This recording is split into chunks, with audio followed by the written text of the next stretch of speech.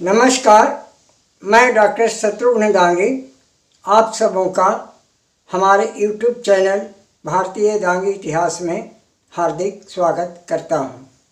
तो चलिए अब हम अपने वीडियो को आरंभ करते हैं।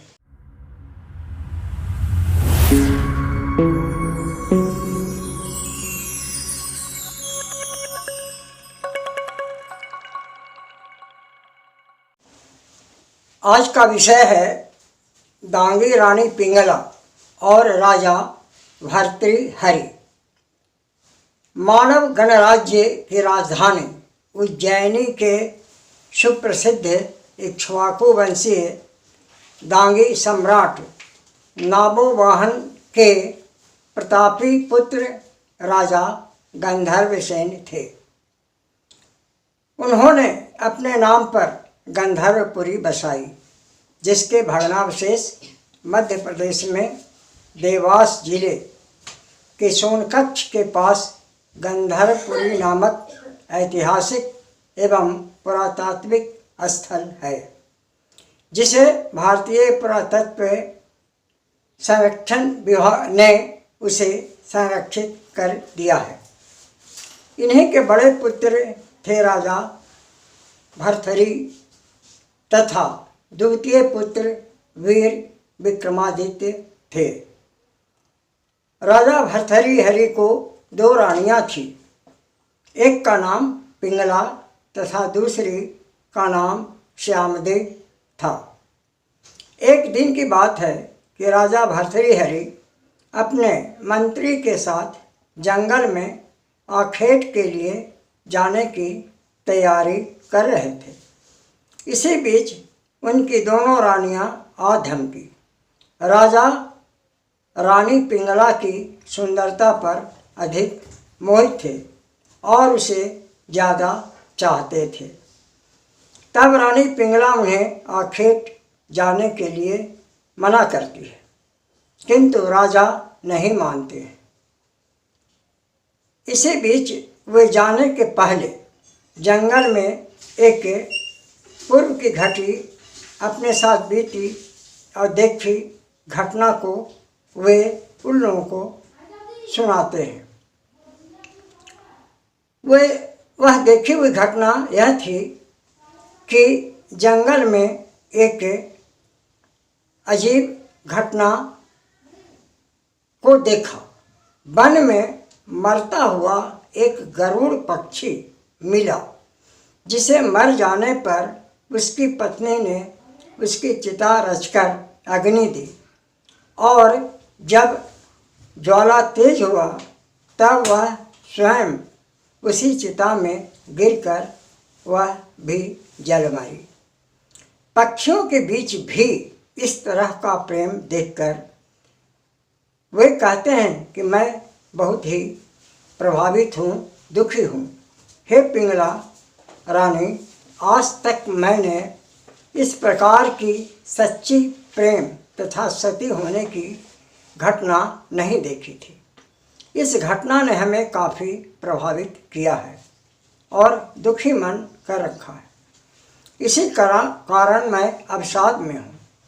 इतनी बातें इन दोनों के बीच चल ही रही थी कि एक गांव का व्यक्ति घबराया हुआ इनके पास दौड़ा हुआ आया। वह बताने लगा कि हे राजन, हमारे गांव में एक सिंह बड़ा उत्पात मचा रहा है। आप हम ग्रामवासियों को उससे रक्षा करें। राजा तुरंत तैयार हो गए और मंत्री को साथ चलने को कहा। रानी पिंगला के बहुत आग्रह पर कि आप आज वन में सिंह को मारने न जाएं, किंतु वे राजा नहीं माने और वे मंत्री के साथ चल पड़े।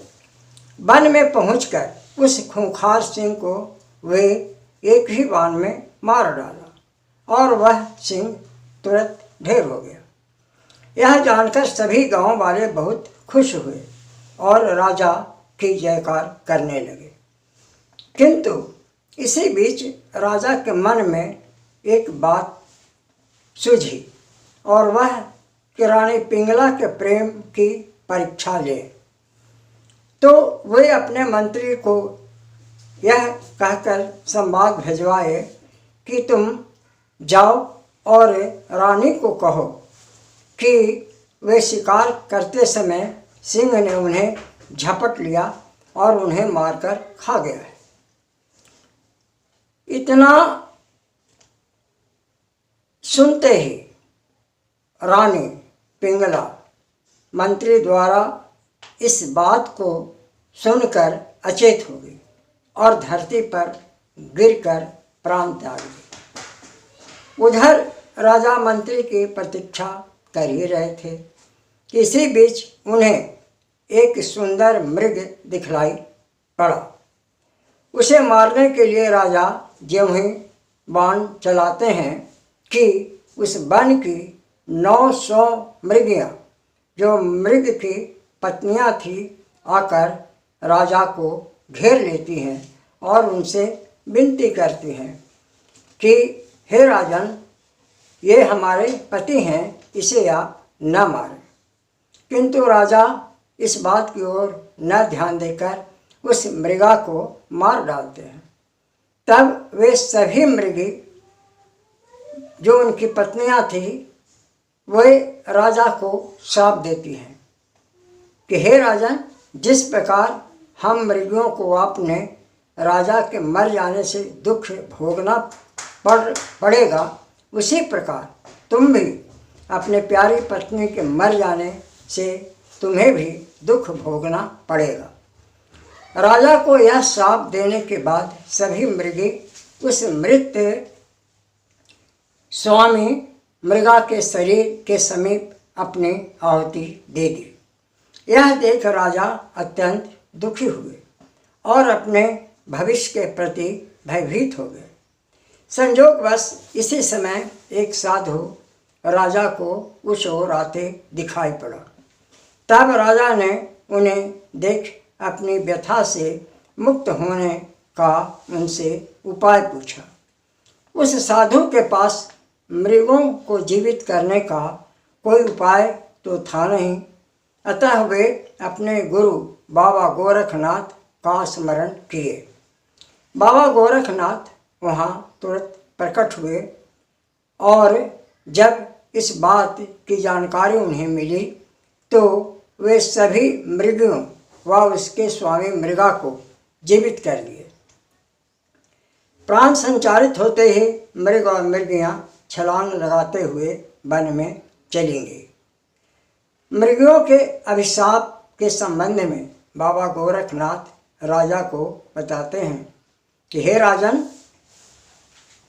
किसी भी सच्ची व सती का वचन कभी खाली नहीं जाता। अतएव आने वाले तुम अपने भविष्य के लिए तैयार हो।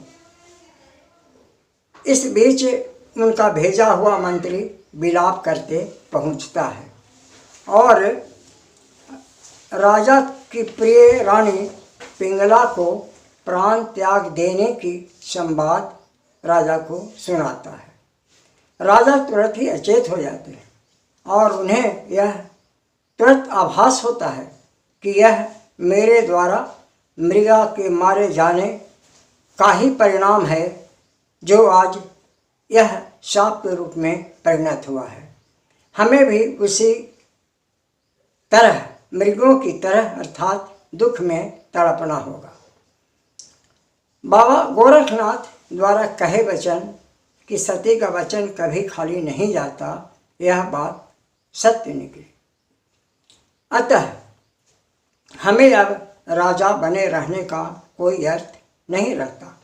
हमें बाबा गोरखनाथ के शरण में चली जानी चाहिए। और राजा को विरक्ति होती है। राजा तुरंत ही बाबा गोरखनाथ के शरण में जाने को तैयार हो जाते हैं और वे मंत्री को अपना राज मुकुट देकर लौट जाने को कहते हैं और अपनी प्रिय रानी से बिछड़ने की व्यथा से व्यथित मन की शांति के लिए वे बाबा गोरखनाथ के पास जाते हैं और शांति का मार्ग चाहते हैं। तब बाबा गोरखनाथ ने अपनी जादू शक्ति से राजा के समक्ष अनेक पिंगला रानियां खड़ी कर देते हैं। राजा पिंगला रानी के बहुत सारी रानियों को देखकर और राजा को लुप्त कर देते हैं।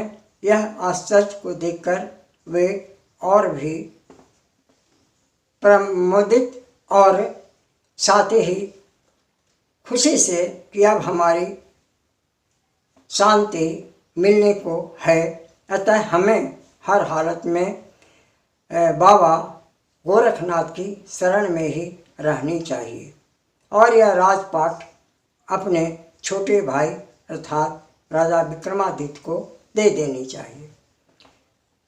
यह कह और सोचकर वे बाबा के शरण में हमेशा के लिए रहना ही चाहते थे कि बाबा गोरखनाथ ने देखा कि अब इसकी परीक्षा लेनी चाहिए। तब उन्होंने कहा कि हे राजन, तू अब जा, अपने महल में जा और तुम्हारी पिंगला रानी तुम्हारे महल में वो इंतज़ार करती मिलेगी। राजा यह सब देखकर और सुनकर जानकर उन्हें और भी विरक्ति हो गई और अब अपने महल में जाने के बजाय वे गोरखनाथ का शिष्य बन जाना ही अच्छा समझते हैं और बाबा गोरखनाथ का शिष्य बनने का अनुनय करते हैं।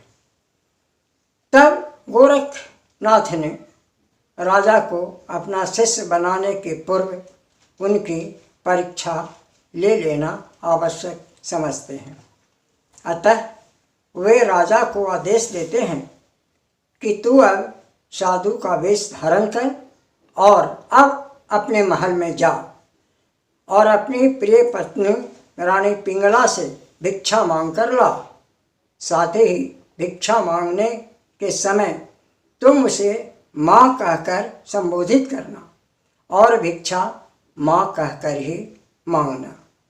राजा अपने महल में गुरु गोरखनाथ की बात सुनकर और जानकर सिरोधार्य कर साधु वेश धारण करते हैं और रानी पिंगला के पास जाते हैं। रानी पिंगला यह भेष देखकर आश्चर्यचकित होती है और रानी पिंगला से भिक्षा की मांग करते हैं। उसे वे माँ कहकर पुकारते हैं और भिक्षा की याचना करते हैं। यह देख रानी और भी बहुत दुखी होती है, रोती है और उनसे विनती करती हैं कि आप अपना यह वेश कृपया त्याग दें और अपने पूर्व के वेश राजा का धारण कर आप राज सिंहासन को सुशोभित करें। भिक्षु भर्तृहरि रानी पिंगला को बहुत समझाते हैं और उसे अपने किए इस जन्म के पाप काल से मुक्ति के लिए बाबा गुरु गोरखनाथ की शरण में जाने की अनुमति चाहते हैं और रानी पिंगला को कहते हैं कि हे माँ, तुम मुझे खुशीपूर्वक मन से भिक्षा देकर विदा करो।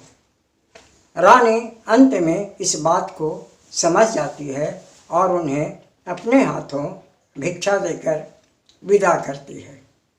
आज भी हम सभी देखते हैं कि कोई भी व्यक्ति जो गोरख पंथ को स्वीकार करता है तो वह सारंगी से इसी भरथरी और रानी पिंगला तथा मृगा की कथा को सुनाता है और अपनी प्यारी पत्नी को माँ कहकर ही और पुकार कर वह भिक्षा ग्रहण करता है और सदा के लिए सन्यासी रूप में वह धारण कर अपने जीवन को व्यतीत करता है। बस आज इतना ही। यदि यह वीडियो पसंद पड़ता हो तो आप इसे लाइक करें, शेयर करें और इसे सब्सक्राइब अवश्य करें।